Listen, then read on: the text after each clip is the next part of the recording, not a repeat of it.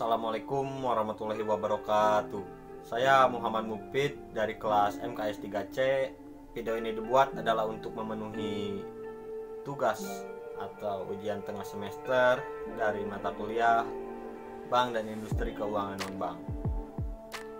Jadi pada kesempatan kali ini saya akan menjelaskan mengenai 4 hal. Yang pertama, saya akan membahas mengenai tugas pokok Bank Indonesia, dan yang kedua saya juga akan menjelaskan mengenai Otoritas Jasa Keuangan atau yang disingkat OJK, dan yang ketiga saya juga akan menjelaskan mengenai pasar modal syariah, dan yang terakhir saya juga akan menjawab pertanyaan. Jadi pertanyaannya seperti ini: bolehkah asuransi syariah dibawa di tengah jalan?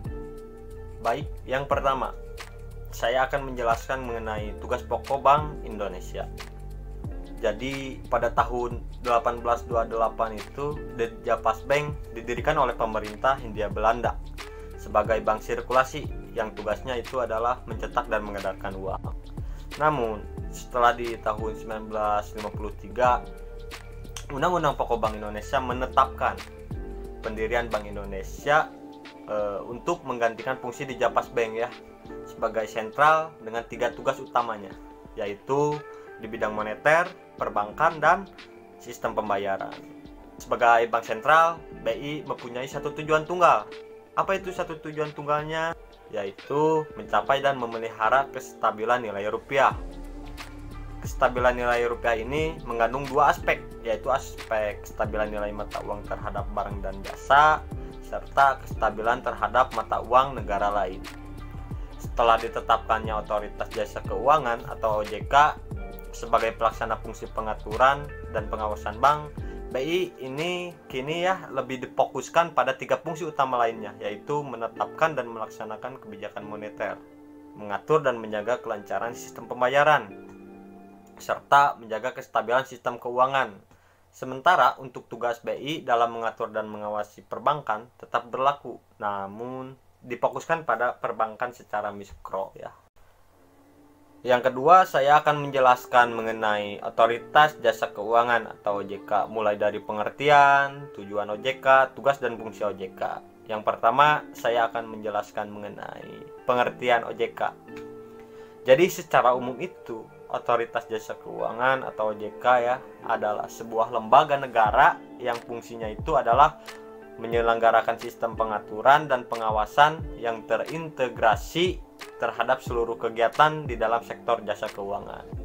Di sektor keuangan yang diawasi pun sangat beragam, mulai dari perbankan dan pasar modal. Selain itu juga ada sektor jasa keuangan non-bank lainnya yang diawasi atau diatur oleh OJK. Itu contohnya seperti asuransi, dana pensiun, dan lembaga jasa keuangan lainnya. Selanjutnya, tujuan dari OJK itu apa sih? Jadi Otoritas Jasa Keuangan ini dibentuk dengan tujuan agar keseluruhan kegiatan di dalam sektor jasa keuangan, yang pertama, terselenggaranya secara teratur, adil, transparan, dan akuntabel. Yang kedua, mampu mewujudkan sistem keuangan yang tumbuh secara berkelanjutan dan stabil. Dan yang ketiga, mampu melindungi kepentingan konsumen dan masyarakat.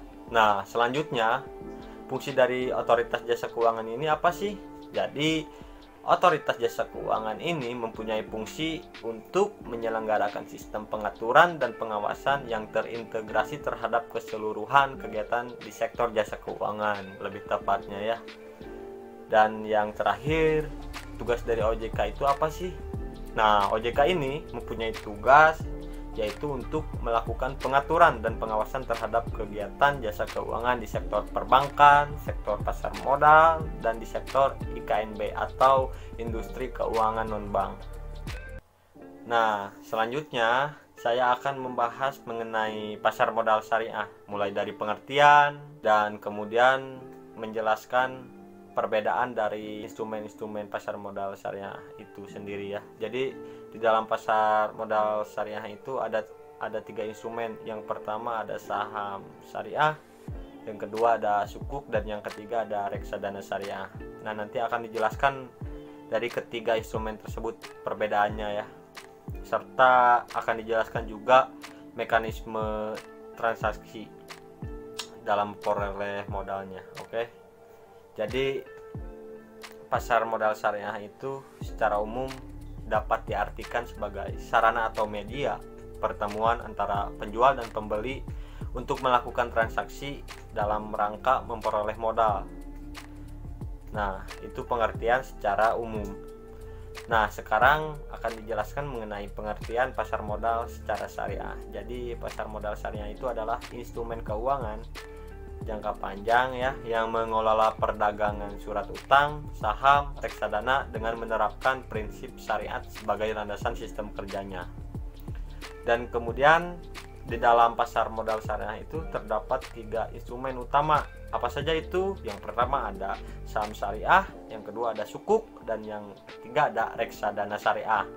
Lalu apa perbedaannya dari ketiga instrumen yang baru saja disebutkan, saham syariah, sukuk, dan reksadana syariah? Nah, jadi dalam syariat Islam itu terdapat surat berharga syariah yang dapat diperjualbelikan dan surat berharga syariah yang tidak dapat diperjualbelikan. Nah, si saham dan sukuk syariah ini termasuk dalam surat berharga yang dapat diperjualbelikan ya, sedangkan reksadana termasuk dalam kategori tidak dapat diperjualbelikan. Nah, pada surat berharga syariah yang dapat diperjualbelikan harus mewakili dari suatu aset real ya. Nah, sukuk dan saham ini merupakan 2 jenis instrumen surat berharga, khususnya surat berharga syariah ya, yang dapat diperjualbelikan karena mewakili dari aset real ini. Lalu, apa bedanya dengan reksadana syariah? Nah, jadi reksadana syariah ini mewakili aset finansial yang isinya saham, sukuk deposito atau produk pasar uang, sehingga reksadana syariah tidak dapat diperjualbelikan. Nah, terus selanjutnya saya akan menjelaskan mengenai mekanisme transaksi saham syariah, sukuk, dan reksadana syariah. Nah, secara umum transaksi saham, sukuk, dan reksadana syariah dapat dibagi menjadi transaksi pada pasar perdana dan transaksi pada pasar sekunder. Nah, pada pasar perdana ini artinya investor membeli pada saat dilakukan IPO. Nah, dana investasi dari investor selanjutnya langsung masuk ke perusahaan dan digunakan untuk kepentingan pemenuhan kebutuhan perusahaan. Nah, selanjutnya transaksi juga dapat terjadi di pasar sekunder. Nah, transaksi pembelian dan penjualan sudah tidak terjadi di antara investor dengan perusahaan, tapi antara investor yang satu dengan investor yang lainnya.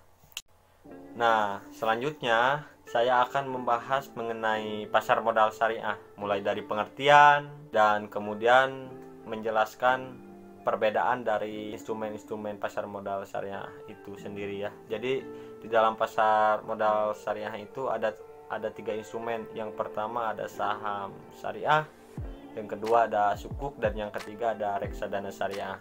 Nah, nanti akan dijelaskan dari ketiga instrumen tersebut perbedaannya ya, serta akan dijelaskan juga mekanisme transaksi dalam memperoleh modalnya. Oke. Jadi pasar modal syariah itu secara umum dapat diartikan sebagai sarana atau media pertemuan antara penjual dan pembeli untuk melakukan transaksi dalam rangka memperoleh modal. Nah, itu pengertian secara umum. Nah, sekarang akan dijelaskan mengenai pengertian pasar modal secara syariah. Jadi, pasar modal syariah itu adalah instrumen keuangan jangka panjang ya yang mengelola perdagangan surat utang, saham, reksadana dengan menerapkan prinsip syariat sebagai landasan sistem kerjanya. Dan kemudian di dalam pasar modal syariah itu terdapat 3 instrumen utama. Apa saja itu? Yang pertama ada saham syariah, yang kedua ada sukuk, dan yang ketiga ada reksadana syariah. Lalu apa perbedaannya dari ketiga instrumen yang baru saja disebutkan, saham syariah, sukuk, dan reksadana syariah?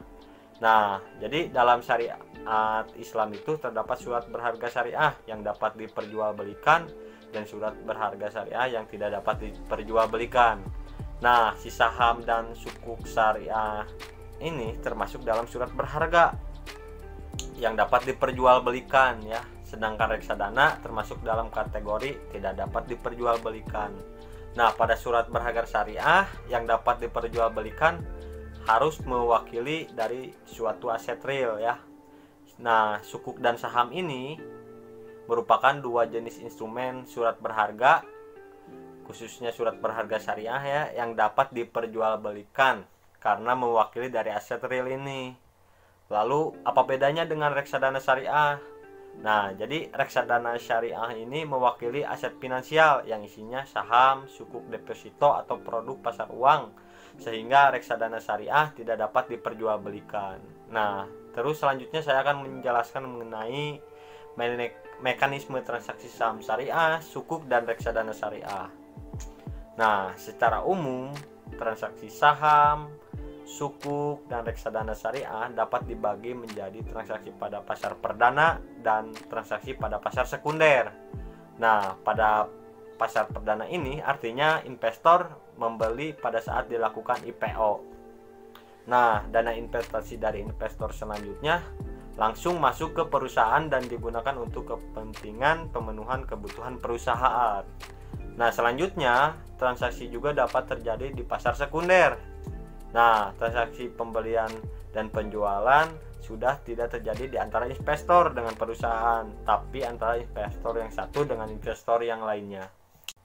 Yang selanjutnya, bolehkah asuransi syariah dibawa di tengah jalan? Nah, jawabannya tergantung kontrak yang ada ketika peserta membuat kontrak terhadap asuransi syariah tersebut.